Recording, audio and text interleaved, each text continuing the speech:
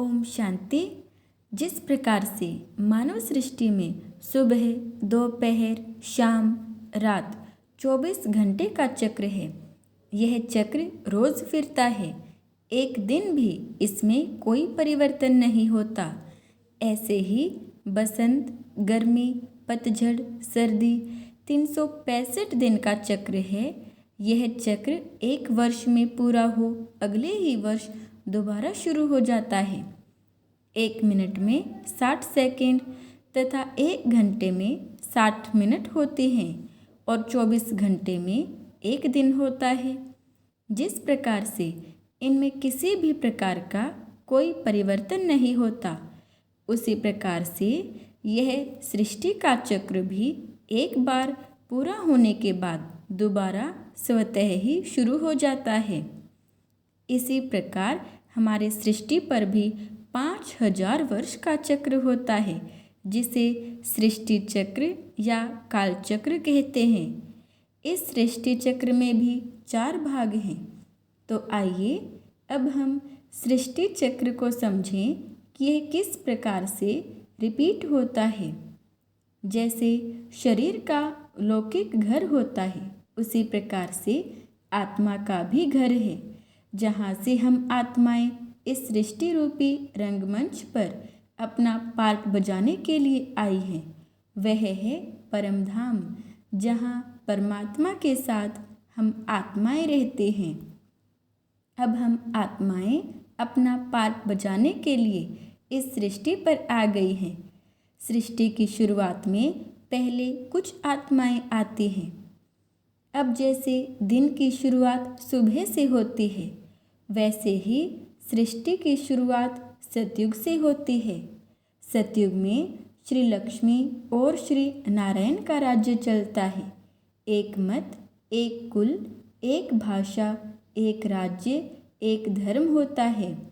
सतयुग में किसी भी प्रकार का कोई दुख नहीं होता, इसलिए यहाँ भगवान को याद नहीं करते। सतयुग का पहला प्रिंस श्री कृष्ण है। वह 16 कला संपूर्ण निर्विकारी, अहिंसा परमो धर्म, मर्यादा पुरुषोत्तम है। यह मानव देवी देवताओं के रूप में सुख शांति से जीवन व्यतीत करता है। गायें और शेर एक घाट पर जल पीते हैं। सतयुग में 1250 वर्ष में देवी देवताओं के 8 जन्म होते हैं। देवी देवताओं की आयु लगभग 150 वर्ष की होती है। यहाँ आत्मा बिल्कुल पवित्र होती है। देवी देवताएं एक दो को पवित्र दृष्टि से देखते हैं। उनके संकल्प शुद्ध होते हैं। उनकी स्थिति ही इस सृष्टि का आधार है। अब सुबह के बाद धीरे धीरे समय ढलता है और दोपहर आ जाती है, अर्थात सतयुग के बाद त्रेता युग आता है। त्रेता युग में 2 कला कम हो जाती हैं। अब देवी देवताएं 14 कला संपूर्ण हैं। इस युग में श्री सीता और श्री राम का राज्य है। यहाँ भी आत्मा पवित्र है। देवी देवताओं में एक दो के लिए सम्मान सद्भावना है। इस युग की आयु भी 1250 वर्ष है तथा 12 जन्म होते हैं। देवी देवताएं आत्मिक स्वरूप में रहते हैं। अब समय बीतता जा रहा है। अब शाम का समय हो गया है, अर्थात द्वापर युग आ गया है। अब हमारी आत्मा कमज़ोर होने लगी है। वह भूल गई है कि यह शरीर मेरा एक वस्त्र है। अब धीरे धीरे मनुष्य स्वयं को देह समझने के कारण दुखी होने लगा है। मनुष्य यही भूल गया है कि वह सतयुग त्रेता में देवी देवता थे। अब मनुष्य की वृत्ति में धीरे धीरे गिरावट आने लगी है। खुद को साकार शरीर समझने के कारण निराकार परमात्मा को भी साकार में ढूंढने लगते हैं। परमात्मा ज्योतिर्लिंगम स्वरूप है, यह मनुष्यात्माएं मानते हैं। इसलिए मानव ने ज्योतिर्लिंग बनाकर भगवान की पूजा करनी शुरू की। फिर जब मानव को सतयुग की याद आती है तो फिर वह अपने पूर्वजों की मूर्ति बनाते हैं और उन्हें भगवान का स्वरूप मानकर उनसे सुख शांति की प्राप्ति के लिए आराधना करते हैं। अब परमधाम से आत्माएं अपना अपना पाठ बजाने के लिए आ रही हैं। द्वापर युग का समय भी 1250 वर्ष है तथा इसमें मानव 21 जन्म लेता है। द्वापर युग के पहले 500 वर्ष बीतने के बाद क्राइस्ट की आत्मा परमधाम से आई और क्रिश्चियन धर्म की स्थापना हुई। इसलिए कहते हैं कि सतयुग से 3000 वर्ष बाद क्रिश्चियन धर्म की स्थापना हुई। यह बिल्कुल सत्य है। अब आप ज़रा सोचिए, जब मानव सुबह से शाम तक कार्य करता है तो वह रात तक बिल्कुल थक जाता है। यही घटना आत्माओं के साथ भी घटित हुई। अब रात का समय आ गया है, अर्थात कलयुग आ गया है। इस समय मनुष्यात्माएं इतनी थक गई हैं कि उनमें सहनशीलता, सामना करने की शक्ति आदि सभी शक्तियां समाप्त हो गई हैं। अब समय ऐसा आ गया है कि मानव पूरी तरह से भूल गया है कि हम ही कभी सतयुग में देवी देवताओं के रूप में राज्य करते थे। अब मानव केवल भौतिकता की तरफ ही आगे बढ़ रहा है। एक दो से प्रेम, सम्मान, भावना समाप्त हो गई है। अब मनुष्य लालची प्रवृत्ति का हो गया है। वह अपना शरीर, नाम, धर्म, जाति, रिश्ते, ओहदे, संपत्ति इसी को अपना अस्तित्व समझने लगा है। अब मनुष्य भौतिक चीज़ों में खुशी ढूंढने लगा है। काम, क्रोध, लोभ, मोह, अहंकार, ईर्ष्या, द्वेष, आलस्य अति को जा रहा है। संत महात्माओं और ऋषियों की तपस्या और उनकी पवित्रता ने इस सृष्टि को थमा कर रखा है।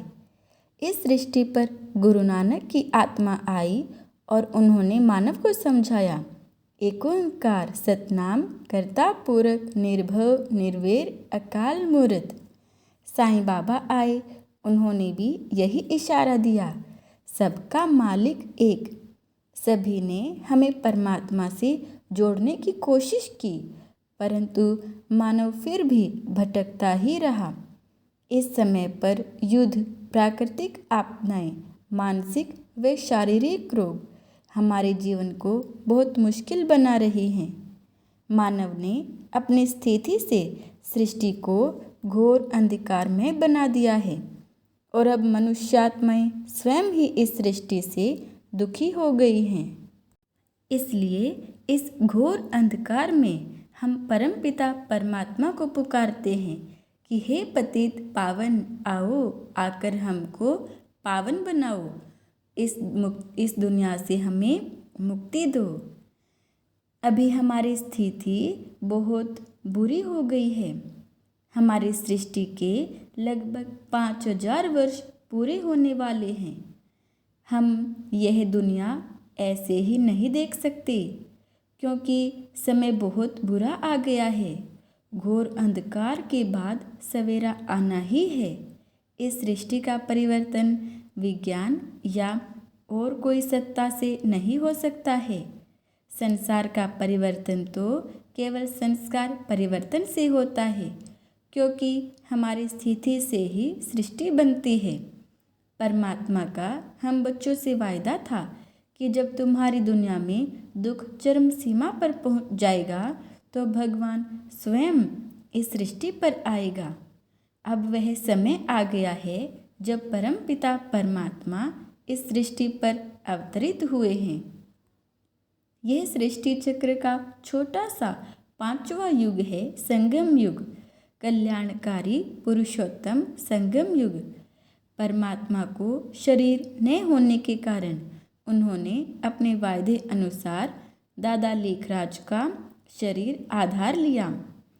इनके मुख द्वारा परमात्मा ने हमें समझाया कि आप देह नहीं हो, बल्कि अजर, अमर, अविनाशी आत्मा हो, पवित्र आत्मा, शक्तिशाली आत्मा हो। स्वयं अपना परिचय परमात्मा ने हमें दिया। वह कहते हैं अपना परिचय देते हुए कि वह ज्ञान के सागर, पवित्रता के सागर, वह जन्म मरण के चक्र में नहीं आते हैं। उनका स्वरूप ज्योति बिंदु स्वरूप है। वह तो कलयुग के अंत में हमें पवित्र बनाने आए हैं। परमात्मा हमें याद दिलाते हैं कि हम सतयुग में देवता थे। अब पवित्रता, ज्ञान और योग से इस सृष्टि पर पुनः स्वर्ग लाना है। अब इस समय पर मनुष्य आत्माएं भगवान से बुद्धि योग जोड़कर संस्कार परिवर्तन कर रही हैं। हम सभी आत्माएं परमात्मा को प्यार से शिव बाबा कहते हैं। सृष्टि परिवर्तन का यह महान कार्य स्वयं भगवान करवा रहे हैं। ब्रह्मा बाबा तो सिर्फ निमित्त हैं। वह स्वयं अपने संस्कारों का परिवर्तन कर रहे हैं। अब एक तरफ ढेर सारी मनुष्य आत्माएं अपने विकारों के वश इस कलयुग को अति में लेकर जा रही हैं और दूसरी तरफ भगवान के श्रीमत पर चलने वाले थोड़े से बच्चे घर गृहस्थ को संभालते हुए ज्ञान योग से सतयुगी दुनिया बना रहे हैं। हे मनुष्य आत्माएं, अब निर्णय तुम्हारा है। तुम किस तरफ हो? ओम शांति।